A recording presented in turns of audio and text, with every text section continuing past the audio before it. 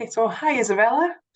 Hello. Um, Hi, thanks very much for taking the time to talk today. So, Isabella, you're kind of special in the community because we've known each other since before we even started the membership, Hmm. right?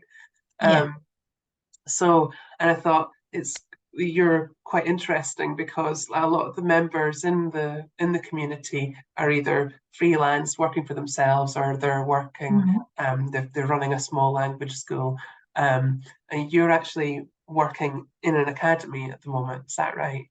Yeah, that's right. Yeah. I've always worked in academies or in that particular one. I've been working there for quite a long time. Um, yes, but it's still I actually came across your site, Kids Club English by coincidence because I was looking for some more engaging or interesting materials to work with younger primary students.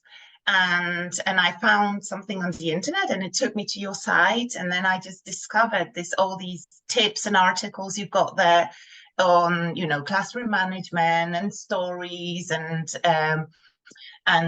different games, and it was just there was so much knowledge in there that I decided to write to you and thank you, and that's how we started. And I got like really interested in story-based teaching because at that time I was actually teaching quite a challenging group of younger primary students, and I was using a course book, and I would often find that they were just not interested in what I was trying to teach them or the materials that we were using. And somehow to get them more engaged or interested, myself, the natural thing I would do was trying to turn everything in there into a mini story. And that kind of worked. And then I thought, well, what about using all these storybooks? Maybe that could be a better way of teaching them, and combining it with craft seemed like the perfect combination because that was the other thing they really liked doing, like producing a tangible thing, a craft, as even a simple craft. They were really satisfied, and they were like, your site has so many great tips on how to incorporate language practice, receptive, productive skills into the making of the craft, that the children would end up like learning English without really realizing they were being taught English. They would be thinking that they were making this craft, and they would The magic we have to do. yeah, yeah, it would be like a magic trick because that would like really engage them and involve them, Mm. and they would naturally start to use the language that I was trying to teach them without kind of having to, well, I don't want to use the word force, but it was a bit of like swimming against the tide. I had the impression that I was trying to teach them, and really what I was trying to do was kind of hard because they didn't really want to do it. Maybe not all of them, but it was a relatively big group. And I often get groups like this in the academy, in the context I'm working in. So um, that's how I got interested in your site. And that's also what I'm getting out of the being part of the community, uh, but it offers a That's lot what I was more. wondering Yeah. actually, because you said, because it's true that there are a lot of articles and things already on the website. So Hmm. I wondered, why you decided to join the membership. Like, Hmm. you I know, thought it was when you first suggested it, I thought it was a really great idea because in the context I was working, even though it is an academy and there is support in terms of professional development, etc., I often felt that what I wanted to do and what I felt that would work for me and my groups, I didn't really get that much support on. And often things wouldn't work in class, and I wouldn't be sure why. And I would be trying to change things, but kind of having this feeling that I'm really a bit blind, like, like, yes, well, I'm spending all this time on thinking about it and thinking, oh, is that going to work, this different thing? But then again, I wouldn't be sure, and I would find myself going down the rabbit hole. And the exhausting. community, yeah, and the community seemed like a perfect solution to that, because we've got a group of teachers, and even though everybody work in different contexts, there are a lot of issues that are common to, you know, to everybody, and we can talk about it and have like this support group with also you as the moderator or administrator offering a lot of support, and like, you know, asking us about like, well, what issues would we like to address, and then offering webinars, for example, based on our interests,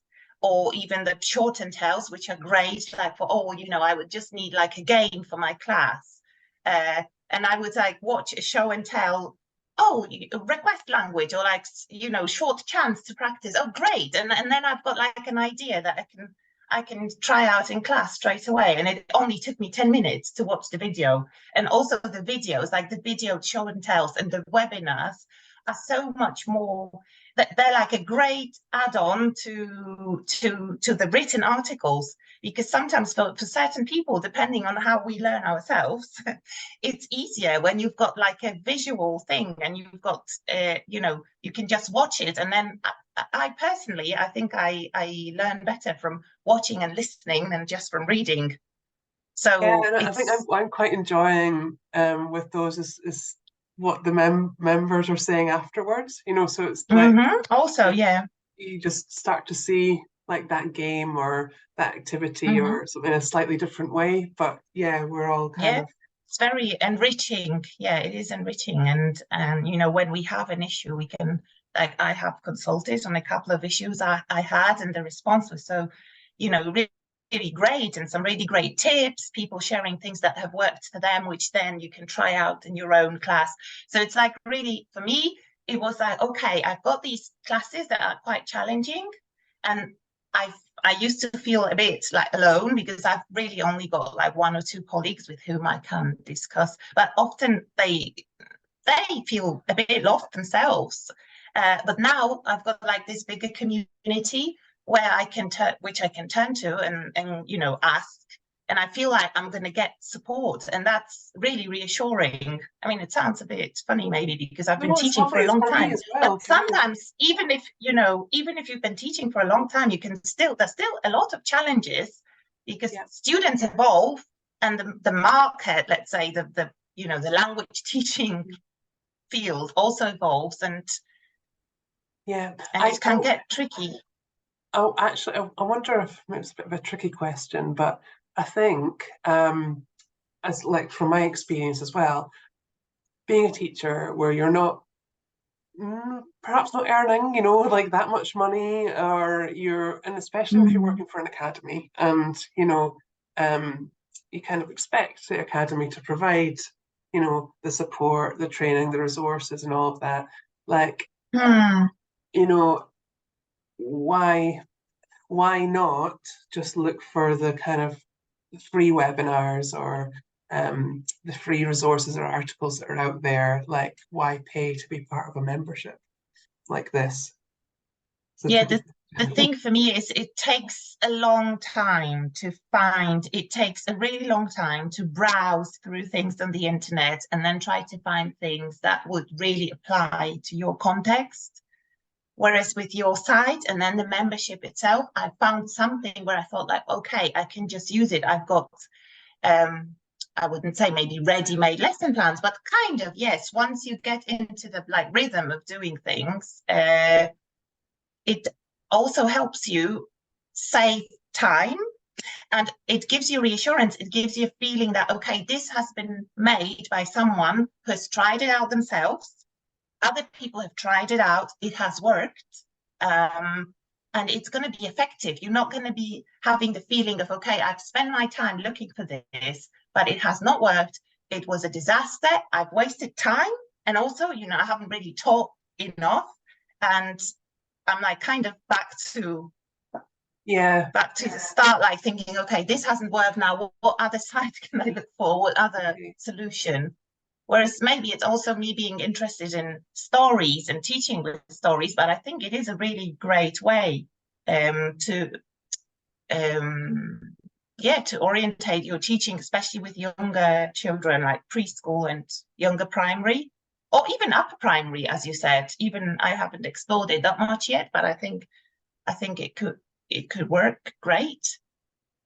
Well, Izabela, thank you so much. I won't keep you any longer, but it's yeah, really lovely to hear your point of view on all of this, and I'm really happy that you're there.